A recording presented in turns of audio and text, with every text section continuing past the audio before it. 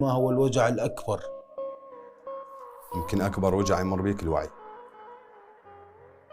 من تكتشف الحياة، من تكتشف الناس، من تكتشف الأشياء اللي ضامتها الناس، من تعيش تجارب وتخسر وتطيح وترجع تقوم على حيلك تشوف تقول أنا وين كنت باويع، وين أنا هسه.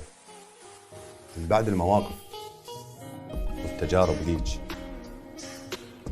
وضعفك وانكسارك تبدي تتعلم، تتغير، ويبدي الحار يبرد بيك، وتتعود عيونك كل شي ما تحلم، ما تعتب بعد، وتموت بيك الليش، وما تضطر تدور على عذر مرغم، تشوفك غير واحد صدفة المرايات، مو ذاك القبل من كل شي يتألم، مو ذاك القبل حتى الهوى يبكيك، إذا مر بزعل عالرية ما سلم.